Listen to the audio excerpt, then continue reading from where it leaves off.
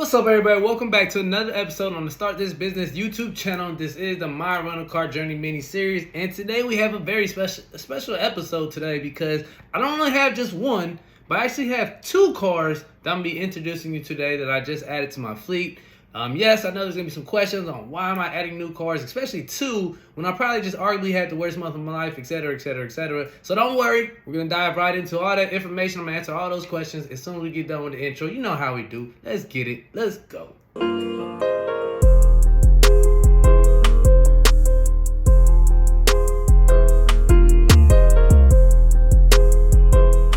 Ladies and gentlemen, welcome back. As you can see, I'm in a new location. Yes, I am sitting in one of the cars. I thought it'd be cool because I haven't done this in a while. I haven't done one of these recordings inside of a car in a long time. And I thought it'd be cool. You know what I mean? I just was thinking about how the first time I think my very first episode was me sitting in the driveway in the Nissan Versa, about to see how this whole journey takes off, how this was all about to happen, where we were about to go, was it going to do well, was it going to fail in front of everybody. And now I'm here sitting in one of my three cars now. I mean, it's pretty cool, you know what I mean? It's pretty cool. So you know, the $1 million question that a lot of people were asking or probably are thinking to themselves is, why would you go buy new cars? Like, you haven't even made your money back from the first one. You've already had a couple accidents. You've had crazy scenarios.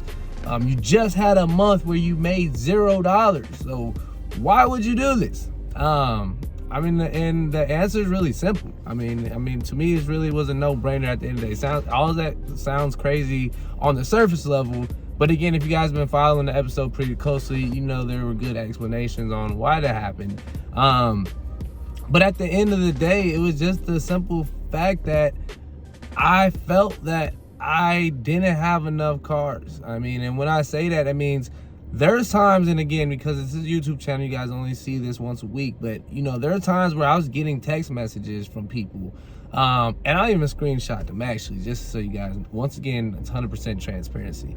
But I was getting text messages from people asking me if I had cars, or just, you know, what's up with your car? And since I only had one and it was always gone, I had to turn a lot of people down who were, you know, texting me wondering if my car's back yet, you know, or if I had any other cars available or whatever the case may be.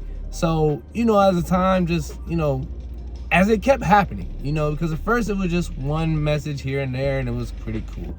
But as the time just kept, you know, the text messages started increasing, it just made more sense where I was like, man, I need to get more cars because I'm now turning down money. Like, and some of these renters were long-term renters too. Like, some of these renters, even though they only rent them like 3 or 4 days at a time, they keep extending them. So, like, these were some of the people that were texting me wondering if I had any cars in. So when that was not the case and I was not able to provide for them, I was like, dang, they're gonna start looking for somebody that has like multiple cars, or somebody that, you know, is gonna be a little bit more reliable, because obviously they like dealing with me for whatever reason. I don't know if it's because my pricing, or, you know, just because I'm a super cool dude. Whatever the case may be, they like dealing with me directly. So I wanted to make sure that they didn't go anywhere else, and that they would still be available. So, you know, I just decided the best thing for me to do was to go get new cars, and it was really that simple. Like, I know because of how well the Nissan's been doing, you know, I wanted to duplicate that process. I wasn't going to try to reinvent the wheel. I wasn't going to try to do anything too different from what I was already doing. So I was just going to get 2 more cars similar to the Nissan, and just run those same plays and just see how that was going to do, because obviously the Nissan stayed gone. So to me, it just made sense. It's like, yes, I haven't made all my money back, you know what I mean, on the Nissan yet. No, I have not made my money back yet on the Nissan yet, but I'm on the way, and I'm just seeing how it's going. So I have a pretty good idea, because I've already gone through the hard months. You know, I went through the March, the February, the March, the end of January, when all the traveling is kind of dead. And right now we're actually getting back into traveling season. You know, spring's coming around, summer's around the corner.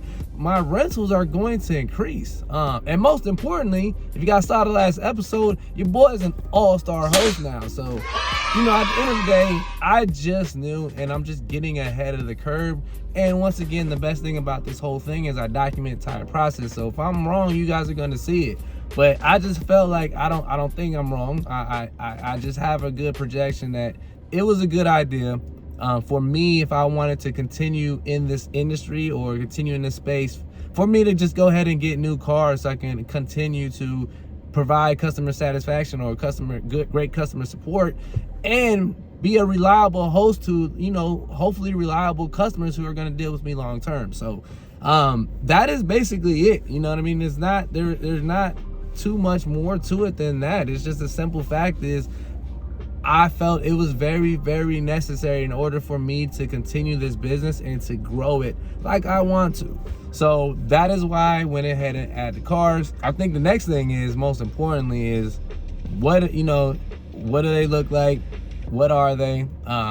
You know, so one is the one I'm sitting in right now is a 2011 Hyundai Elantra GLS or GLE. I think it's a GLE or GLS. No, I'm sorry, GLS.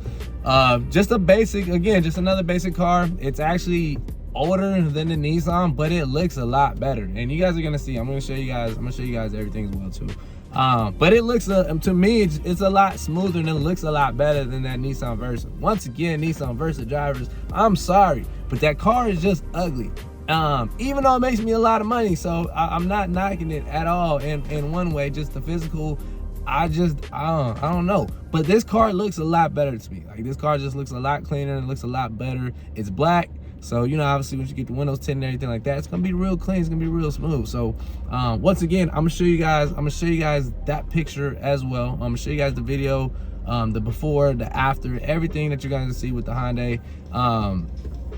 The next car is a 2010 Ford Focus. So that car is even older. Like, I went way back. It's 2010. So that car, unfortunately, because it's older than the limit on Uber, or not Uber, I'm sorry, on Turo, I can't list the Ford Focus on Turo. So I got that car specifically for a hire car. And again, if you guys have been paying attention to the channel or the previous episodes, you know there's a conflict in being able to list a car on multiple platforms, as far as what Turo is concerned. So, you know, I wanted to get another car anyway that I can only keep on hire cars. So, you know, it wasn't like it was a surprise for me. It wasn't like I got the 2010 Focus and then I realized after I bought it that I wasn't able to list it on, I wasn't going to be able to put it on Turo. I already knew that was the case, but I went ahead and got it anyway because, once again, this car was going to be solely designated for hire car. Because hire car, once again, like, hire car is a platform that eventually, once I figured it out, like, I was getting a lot of requests on the hire car, but I was always having to turn it off because my car was staying booked on Turo, but I was still getting requests on hire car. So again, that's another reason why I wanted to get more cars, specifically one car just for a hire car. So that was the 2010 Ford Focus. I mean, I got it for a very good number, and it's only got 42,000 miles on it. So, you know, those cars can last for a pretty long time if you get the right model. 2010 was actually a very good model for the Ford Focus. I looked it up. So a lot of y'all people watching this about to talk about transmission and all this other stuff with the Ford Focus. Do your research, man. Look at the year on the cars. 2010 was a good year. So I'm hoping to get to like 200,000 on that car. So, you know, that may be one of my best investments yet, if, you know, matter of fact, not if, when the car maxes out at the end of the day and I get rid of it or whatever I do with it, I'm gonna look back and say, dang, this was a very good investment. So again, mark my word on that one. But yeah, that car, that one it's you know, it does what it does. Like I said, it's a good investment. I mean, the color is just really ugly.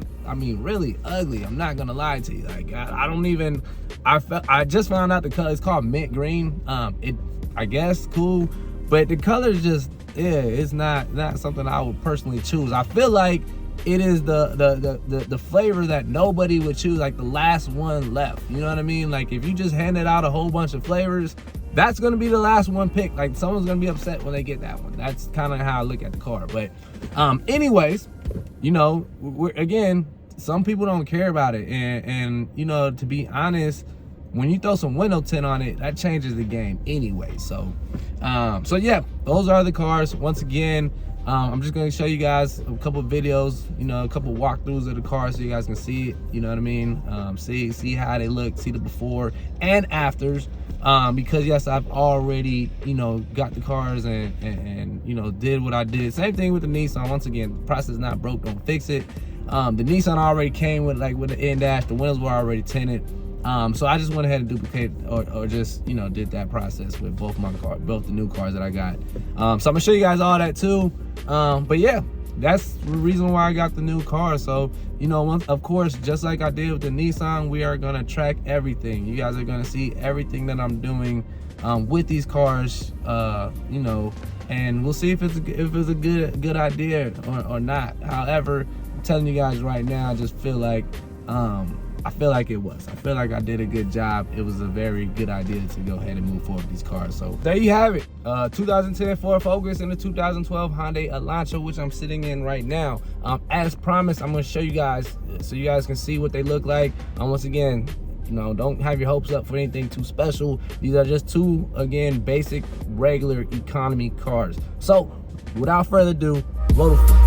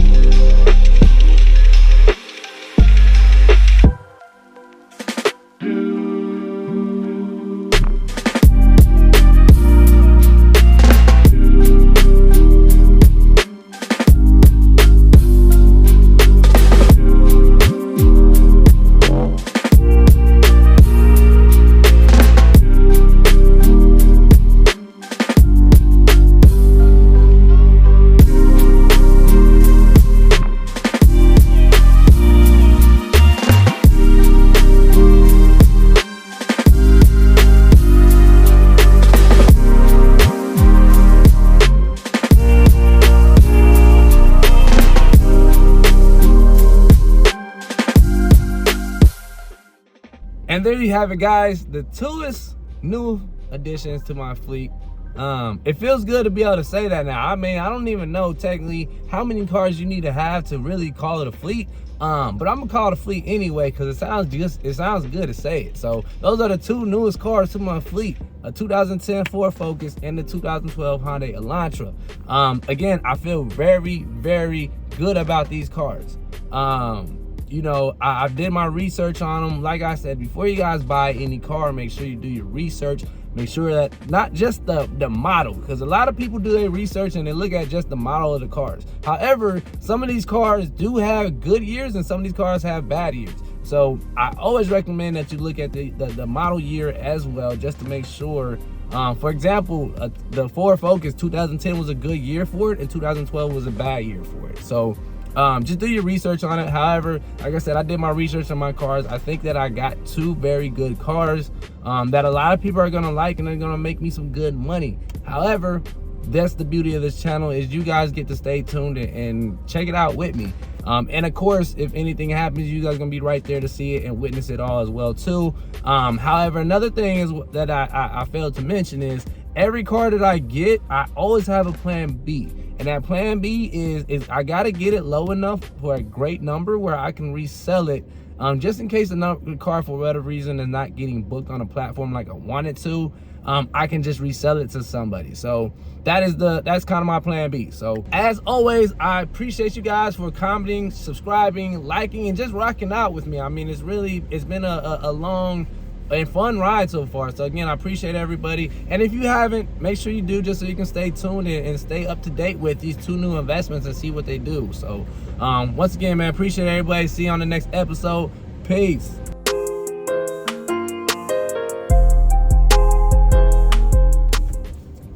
So yeah, guys, these are the 2 newest additions to the fleet. We are going to see how they do. I can't wait to see. I can't wait.